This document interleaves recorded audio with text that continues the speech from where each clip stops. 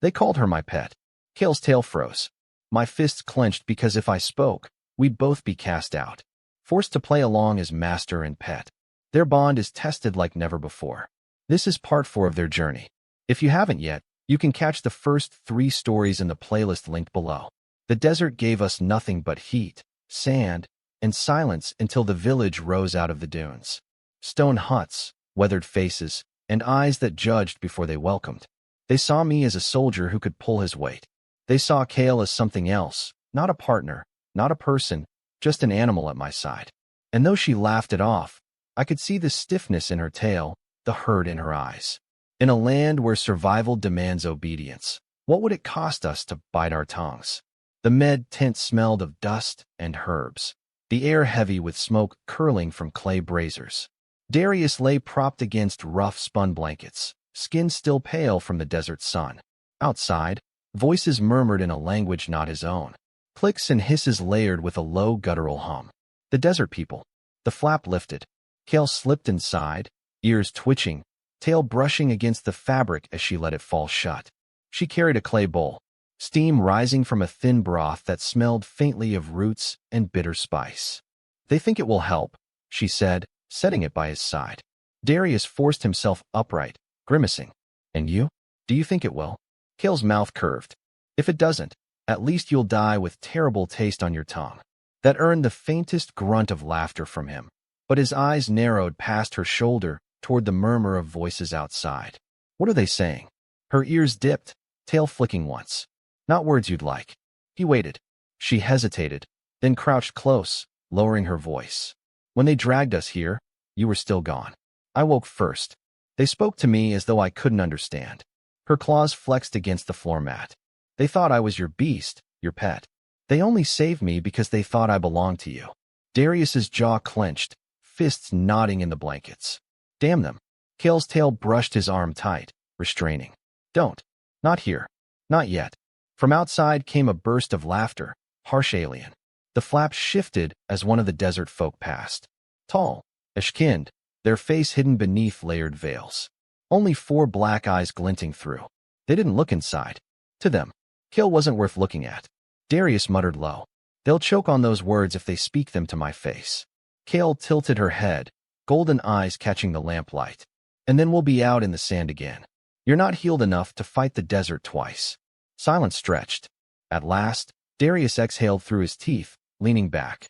Kale smirked faintly, though her tail was stiff as iron. "If it soothes your pride, soldier boy, I'd make a poor pet anyway. Too much bite." Darius looked at her then, steady. "They'll call you what they want. I know what you are." Her ears twitched at that, and the stiffness in her tail eased just a little. The desert village was no more than a scatter of stone and hide shelters pressed against the curve of a sandstone ridge. Wind, carved grooves across the walls, banners of woven reed clattering above door frames. Life here was survival shaped into ritual. Every bucket of water hauled from the well, every strip of dried flesh hung to cure, a ceremony of necessity. The people were as harsh as their land. Tall, thin-limbed, their skin ash-gray and cracked like dried clay. Each wore layers of veils and cloth that left only their 4 black eyes uncovered. They moved slow, deliberate, conserving strength with every step. When Darius emerged from the med tent with Kale at his side, those eyes turned. The air shifted, a hush beneath the whisper of grit. One villager stepped forward, a woman by the cut of her robes.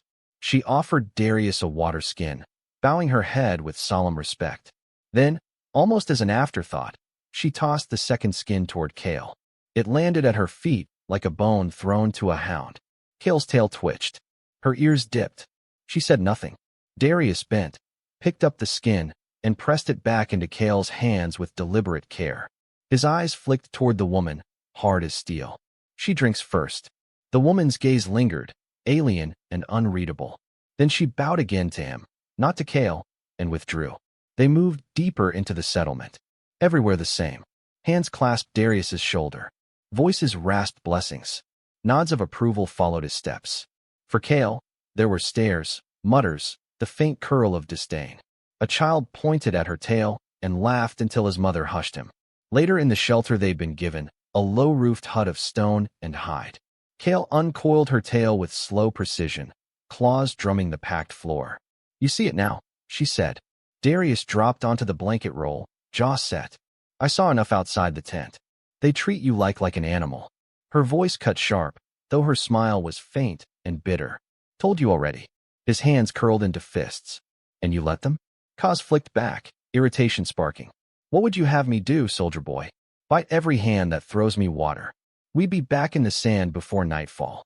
Darius muttered low, anger roughening his words. "Better sand than this." She crossed the space in a stride, crouching before him, her golden eyes level with his. "No, you nearly died out there. You think I'll let your pride drag us back into the dunes? Bite your tongue." The words hung sharp between them. For a long moment, only the wind moved, rattling the hut walls. Then Kale's tail flicked, brushing across his knee. Her smirk returned, forced but familiar. "Besides, if I'm your pet, shouldn't you be the one feeding me scraps?" Darius exhaled, shaking his head despite himself. "You'd steal them all anyway." Her grin sharpened. "Exactly." But when she turned away, the tip of her tail dragged slower than usual, betraying the weight beneath her words. The desert village lived by rhythm. Every morning before the sun climbed high, its people gathered at the central well, hauling water by rope and pulley, passing clay jars hand to hand, filling troughs that glimmered like liquid gold in the dawn light. Their movements were slow but exact. No drop wasted, no effort spared. Survival here was a discipline, not a luxury. Darius was brought to the well with little ceremony, pressed among the workers as though his broad shoulders had already been judged worthy of the task. A clay veil wearer clapped his arm once, approving, and pointed him toward the rope. The soldier tightened his grip on the thick braid of fibers, muscles straining as he pulled the bucket up from the deep throat of the well. He had labored before, fields, barracks, battlefields, but here every gesture carried weight. The people of sand measured strength in water drawn, and for once his power earned him nods of respect. Cal followed. She kept close, tail flicking at the dust, watching him work. The villagers watched too, their four black eyes narrowing as the fox girl stepped into the ring of labor. When she reached for a jar, intent on joining the chain of hands, a sharp hiss broke the rhythm. "Back!" One of the desert folk snapped, his voice rasping like sandpaper. "The beast has no place here." Kale's ears angled forward, confused. "I was only trying." The hiss grew harsher, echoed by others. "She reaches for water. She would steal." Her tail lashed red for bristling. "Steal? I was helping. Your arms are not the only ones that can carry." The well grew silent. Buckets hung mid-pull, jars suspended between hands. Dozens of black eyes fixed on her, unblinking, heavy as the desert sun. Darius dropped the rope, fury written across his face. "You really think she's here to steal?" His voice rang against the stone walls. "You think so little of her that work looks like theft?" The desert folk drew back, not cowed but coiled like serpents beneath rock. An Eller's voice rose dry and final. "Control your beasts, or we will drive you both into the sand." The silence after was deeper than before. Kala's pressed low.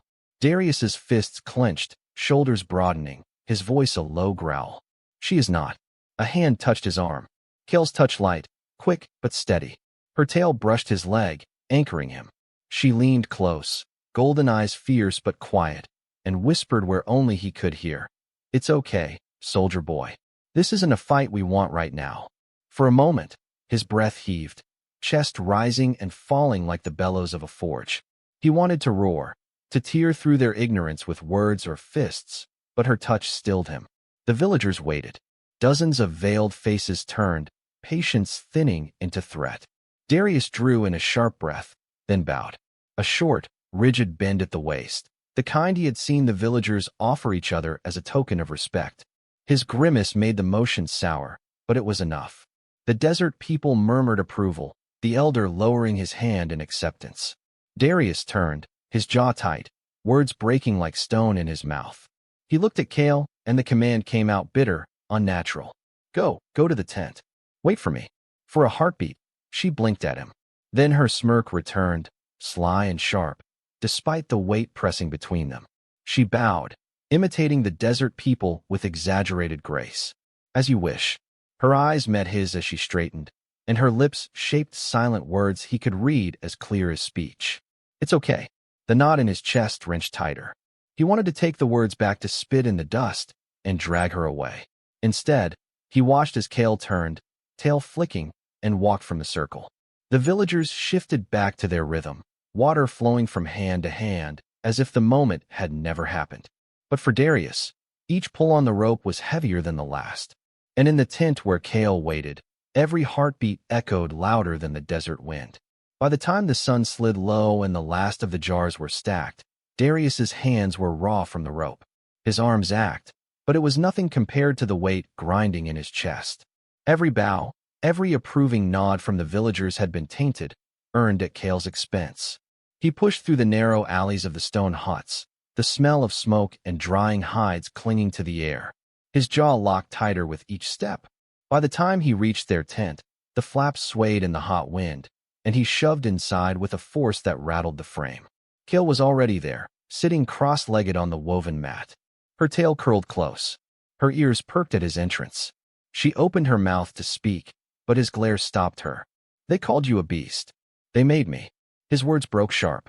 They made me tell you to heal, and you want me to play along with that. Kale's smile was thin, dangerous. I told you it's better than the desert. I don't care about the desert, he barked. I care about them spitting on you like you're nothing. Hers flicked back, tail thumping once against the mat.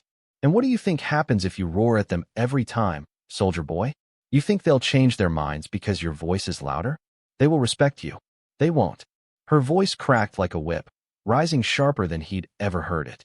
She stood in one fluid motion, tail bristling.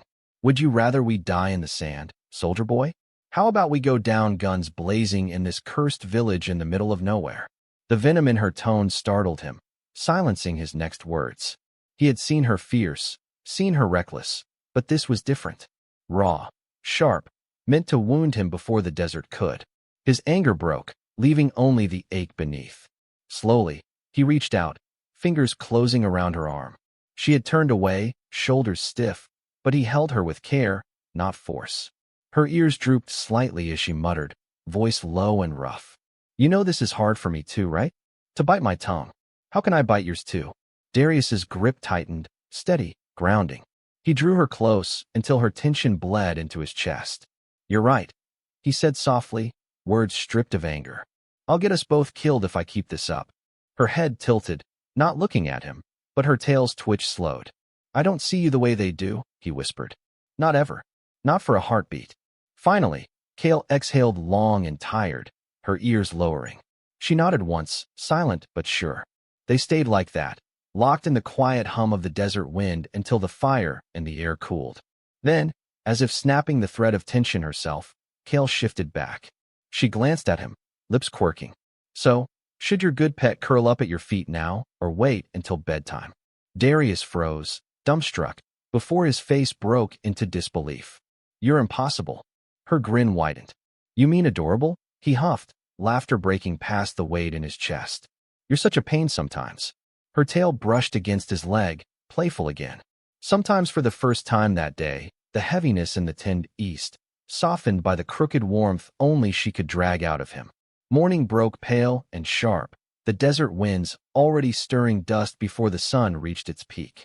The villagers gathered again at the well, their veils drawn tight, their voices hushed as they moved in ritual rhythm. Darius walked among them, his steps heavy, but measured. Kale lingered nearby, not too close, not too far, close enough that her shadow trailed his, but not so close as to draw every eye. The tension clung like heat. When the rope creaked under his hands and the bucket rose, a villager reached to steady it, murmuring something approving in their rasping tongue. Then, without pause, his gaze slid to Kale. A hiss slipped between his teeth, followed by words low but sharp enough to cut. Keep the beast back. She prowled too near the water. The jar slipped from Darius's fingers, nearly shattering on the stones. His head snapped toward the voice, fury flashing behind his eyes. His mouth opened. Kale could almost hear the curse, the roar, the threat rising in his throat. But then he froze. Her golden eyes caught his. A small flick of her tail, the faintest tilt of her ears, reminders of the night before. Would you rather we die in the desert? Darius's jaw worked, muscles straining. His fists trembled at his sides. But the words he wanted to throw like knives never left his tongue. He swallowed them whole, choking down fire until only smoke lingered. Slowly, deliberately, he bowed. A short dip at the waist, stiff but respectful. "The beast will stay where I put her," he said evenly, the words tasting like ash. The villagers studied him, black eyes narrowing before giving a shallow nod. The rhythm of labor resumed, water flowing hand to hand. Kale stood still, tail curled tight, watching him. She saw the struggle in his shoulders, the war he fought just to bow instead of break. When his eyes met hers again, she smirked, soft, private, a flicker of pride. Later, when the work was done and they slipped away to the shade of their tent, Kale leaned close, voice low and teasing. "Not bad, soldier boy. Didn't even bite anyone this time." Darius exhaled hard. Half a laugh, half a growl. "Don't push your luck." Her grin widened, ears tilting in amusement. "Oh, I will." And though the weight of silence still pressed heavy on him, there was strength in it now. Strength that wasn't his fists, but the choice he made to hold them. The desert night came alive with sound. Not music, not chatter, but the constant hush of wind pulling over the dunes, rattling the reeds that patched their shelter. The fire in their brazier had burned low, painting Kale's fur in shades of ember red and gold. She sprawled lazily on the woven mat, tail flicking across the floor with restless energy. Darius sat with his back against the tent's frame, watching the flame gutter. His arms still ached from hauling rope, his throat dry from swallowing down anger. Kale rolled onto her side, chin in her palm, eyes glimmering in the low light. "You know," she began, voice laced with mischief. "Your pet needs attention." Darius turned his head slowly, one brow rising. "Pet, huh?" Her grin widened, fangs flashing. "Yes, neglected, forgotten. Perthing might wander off into the desert and get eaten." She sighed dramatically, her tail draping across his knee. "Unless her master remembers to scratch her ears." He snorted. "You're unbelievable." With a sudden move, he shoved her side. Kale yelped, the sound turning into a squeal of delight as she rolled across the mat. Her tail whipped, and before she could spring back at him, his arms caught her, hauling her up. "Darius," she squeaked, half laughing, half protesting as he lifted her easily. "Your pet needs attention." He mocked, carrying her as though she weighed nothing. "You sound like a spoiled kitten." She wriggled in his grip, tail thrashing wildly. "Fox. Soldier boy, not a cat." He grinned, holding her tighter as she kicked playfully. "Kitten, pup, brat." Her ears flattened in exaggerated outrage. "Take that back." He dropped onto the mat with her still in his arms, and they tumbled into a heap, her laughter muffled against his chest. She tried to nip at his shoulder, mock growls between giggles, but he only held her closer, his teasing relentless. Finally, breathless and laughing, she stilled. Her golden eyes caught his, bright even in the dim firelight. The smirk softened, her claws resting lightly against his arm. He felt her heartbeat quick through her chest, the same rhythm fewing in his own. "Careful," she murmured, voice low now. "I might get too comfortable." Darius let his forehead rest against hers, his voice a quiet rumble. "Good, stay comfortable." Her tail curled around his waist, tugging him closer until their bodies fit together like the dunes against the wind. The desert outside was harsh, cruel, unforgiving. But in that tent, wrapped in each other's arms, warmth bloomed brighter than any fire. For a long while they lay tangled, laughter spent, silence turned soft and safe. The day had been long, the air hotter than coals. By the time the last of the buckets had been stowed, the jars sealed, the villagers gathered in the circle at the heart of the settlement. It was their way. Ritual at sunset, judgment under the shadow of the dunes. Tonight Darius and Kale were at the center. The elder came forward. His veil was heavier than the others. His frame stooped, but commanding, for black eyes gleamed like polished stone beneath the layered cloth. His voice carried the rasp of ears, slow and deliberate as the shifting sand. "In this place all in their keep," he began. His words were met with the low murmurs of the crowd. "The water does not flow for the idle. The shelter does not shield the unworthy. Beasts remain because they serve their masters, and through them the tribe." His eyes sharp and dark, fixed on Kale. She stood at Darius's side, tail coiled low, her ears pricked but unmoving. "But if this one is not beast," the elder continued, his tone heavy, "then she will be judged as the people are judged, by labor, by offering, and I see not her worth. The circle shifted, cloth rustling, veiled heads nodding. Kale's claws tapped against her thigh once, slow and restrained. Her tail twitched. Darius stepped forward, heat rising through his chest. She saved my life. His voice was gravel, rough but steady. She pulled me from the dunes when I would have bled out. You drink today because she carried me here. The elder did not flinch. A beast may save its master. A beast may bite or bear weight. A beast has purpose if its master gives it. The circle was tied around them. Torches planted in the sand casting long shadows against the stone. The elder stood unmoving for eyes fixed on Kale, voice as dry as the desert wind. If she is beast, he said, pins to your will. The villagers murmured, cloth rustling as they leaned forward, eager to witness. Darius's throat tightened. His hands curled into fists. He glanced at Kale. Her golden eyes flared, tail twitching once before settling, and though her face was calm, the faintest tilt of her ears told him what only he could see. This cut her deep, but she nodded subtle, giving him permission. Darius swallowed hard. The words burned his tongue. Kale, he said, voice low, heavy. Sit. Her smirk flickered, razor thin. Pride and fury bound together. She held the silence for a breath too long, making the villagers murmur uneasily. Then, with deliberate grace, she lowered herself to the ground. Her tail curled around her legs, her chin lifted, defiant even in obedience. The crowd hissed approval, voices rising. But when Darius looked back to the elder, the man's expression had not changed. Suspicion lingered, sharp and watchful. Darius felt his chest knot. One command was not enough. He had to give them more. He drew in a breath, reached for his water skin, and hurled it several paces across the sand. It landed with a dull thud. Kale, he said again, his voice louder this time, cutting to silence. Fetch. Kale did not move at first. To the villagers, she appeared calm, obediently waiting, but Darius saw the fire in her eyes, the fury coiled tight in her chest. He almost broke, almost told her not to, but she moved. She rose smooth and slow, tail dragging across the sand. She crossed the circle, bent, and picked up the water skin. When she returned, she lowered herself to her knees before him, offering it up with both hands, golden eyes locked on his. For a heartbeat, there was only the sound of the wind. Darius forced his expression into something steady, hiding the storm beneath his ribs. He reached for the water skin, fingers brushing hers, then turned to the elder. See, his voice was Horsero, but carried strength. She serves me. I haul water as I do because when I rest, she tends me, heals me, makes sure I rise again to work another day. Without her, I would already be bones in the sand. The elder studied them in silence for eyes unreadable. The murmurs of the villagers quieted until only the hiss of wind filled the circle. Finally, the elder inclined his head once. I see the beast's value, he rasped. It serves you well. You may stay as long as you continue to haul water as you do. The tension broke with murmured approval. The circle dissolved, villagers returning to their huts and fires. The judgment finished.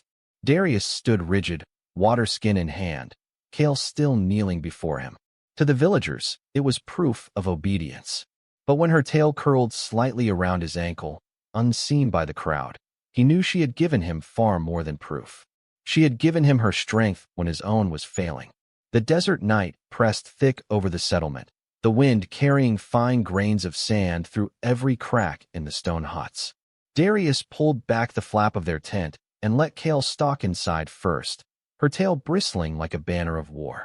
The moment the flap closed, her voice erupted raw and sharp. Curse this place, she spat, claws dragging across the woven mat. Sandblind fools, every last one of them. When we leave, I swear I'll burn this pit to the ground and salt the ashes. Her tail lashed, knocking over the empty brazier with a metallic clang. She bared her teeth, fangs glinting in the dim light. For once, the fire in her eyes wasn't for him. It was for everyone else. Darius leaned against the post, folding his arms. And then, unexpectedly, he laughed. A low rumble at first before it grew into something freer than he'd felt in weeks. If we don't leave soon, I'm going to end up telling you to roll over. Kale froze, ears perking. Then she gasped, tail shooting high. You wouldn't dare. His grin widened. Oh, I would, she pounced, shoving him with both hands. "You vile, shameless man." He stumbled back onto the mat with a grunt, her weight crashing into him. They wrestled, laughing and growling, her claws scraping harmlessly at his shirt as he hooked an arm around her waist and pulled her down. She wriggled, tail thrashing, teeth flashing in mock nips. But he held her fast until both of them were breathless with laughter. Finally, she slumped against him, chest heaving, ears flicking back into a more relaxed tilt. Her voice softened, though the growl lingered. "One day, soldier boy, I'll make good on my promise. Burn it all down." Darius pressed his forehead against hers, his grin easing into something steadier. "I'll bring the torch. But first, we figure out where we're going." Kale sighed, her tail coiling lazily around his leg. "Anywhere but here. Somewhere with shade, with water." He rubbed slow circles across her back, gaze distant. "Somewhere we don't have to bow. Somewhere I don't have to fetch," she added with a smirk. He chuckled. "Yeah, somewhere like that." They lay there in the tent's dim glow, still wrapped in each other's arms. For now, their plan was only whispers, their escape, a dream carried on the desert wind. But the bond between them, the laughter, the fire, the promise was already strong enough to pull them beyond the dunes. The days fell into rhythm again. Darius rose with the sun, shoulders straining as he joined the villagers at the well. Rope bit into his palms, water jars weighed down his arms, and each approving nod he earned tasted sour in his mouth. But he endured. Every bucket drawn, every bow offered, it bought them time. When the work was done, he returned to their tent, sweat drying against his skin, muscles heavy. Kale greeted him with a grin sharper than the desert wind, tail swaying as though she carried some delicious secret. "You look half dead," she teased, tugging him down to sit. "Good thing I'm not the idle pet they think I am." Darius raised a brow, skeptical. "Idle? You've been napping while I haul half the desert in jars." She smirked and slipped to the corner of the tent, crouching low. With a dramatic flourish, she tugged open a crate hidden beneath a torn hide. Inside, several cloth bags lay stacked, packed with dried rations, cured strips of meat, and most precious of all, water skins tied shut. Enough for weeks on the road. Darius blinked, stunned. "Kale, where the hell did you?" She flicked her tail, triumphant. "While you've been working like a beast, I've been intercepting the rations before they're counted. They never even notice." His jaw dropped.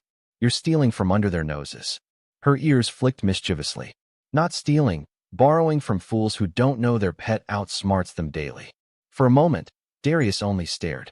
Then laughter broke from him, raw and warm. He reached out and ruffled her hair, tugging her ears playfully. "You sly fox." Kale giggled, the sound bubbling like cool water. "Oh, the irony," she teased. She crouched low, exaggerating, arms bent like a thief sneaking through shadows. "Sneaky, sneaky." She made a dramatic snatching motion with her claws. Darius sparked a laugh and shoved her over with his leg.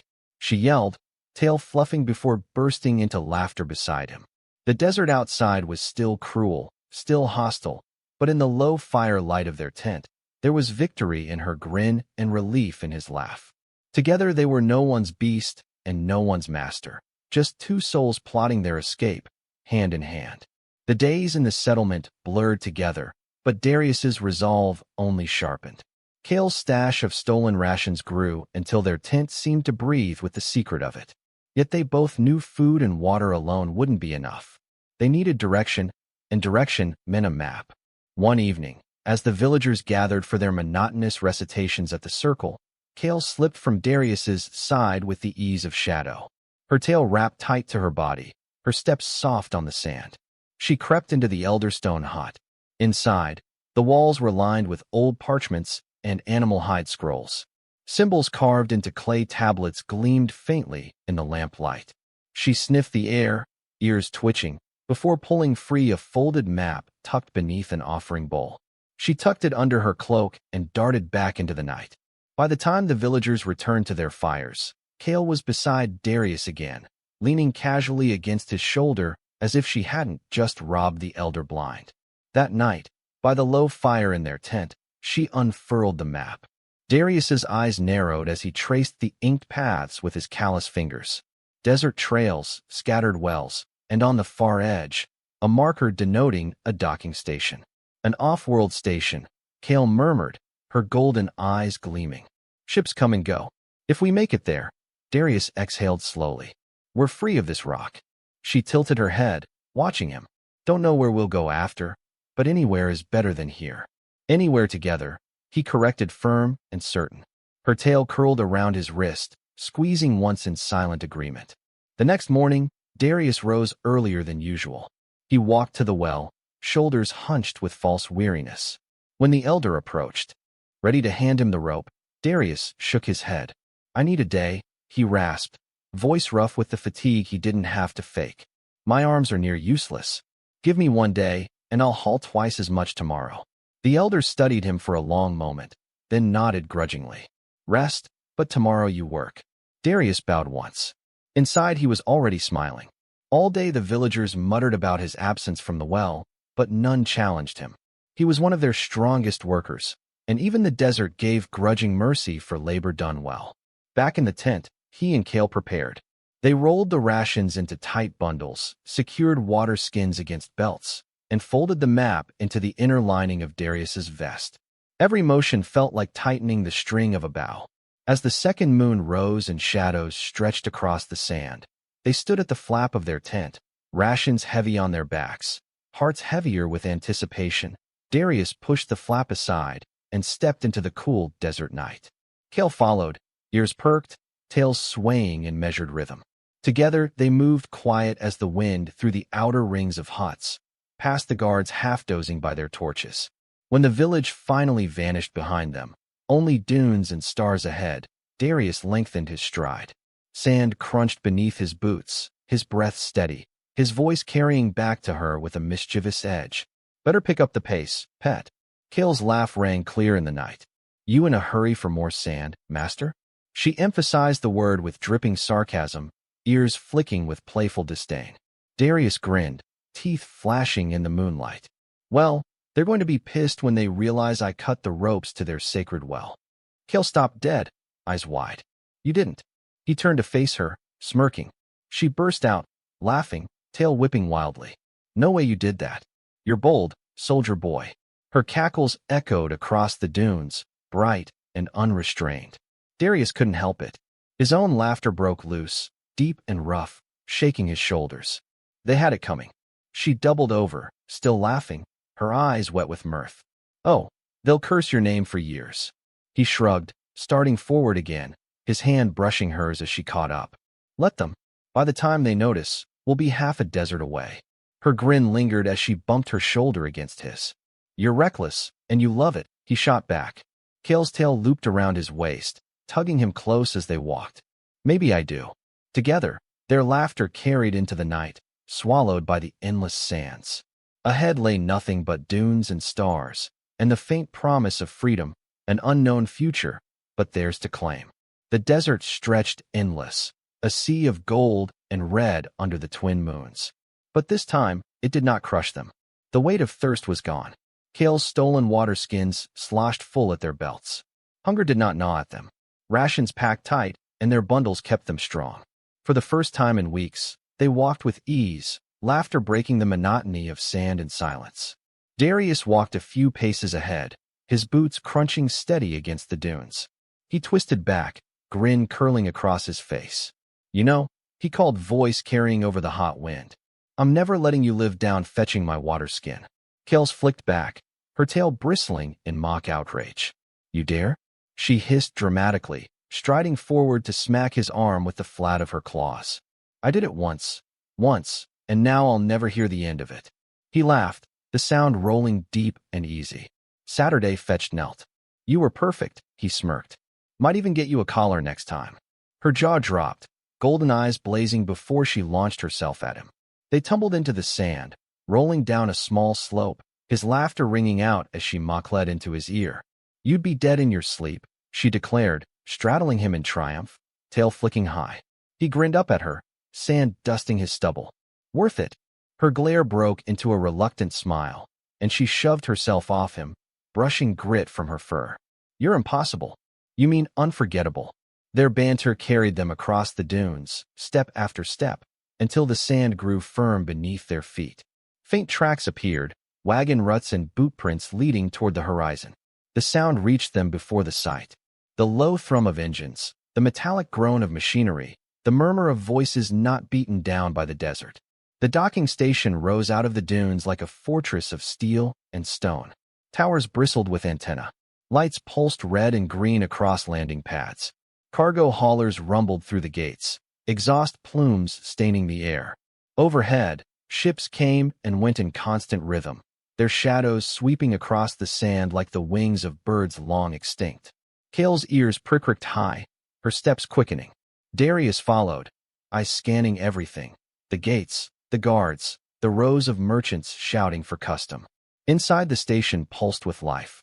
Dozens of tongues filled the air, barked orders mixing with laughter and curses. Loudspeakers blared over the chaos.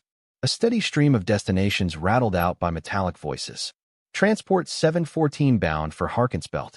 Boarding at Dock 3. Shuttle to Corvus Prime. Now departing Dock 6. Freighter bound for the Alpha's frontier. Dock 2. Kale froze mid-step, ears tilting sharply. Her golden eyes widened, her breath caught. Did you hear that? Darius scanned the crowd.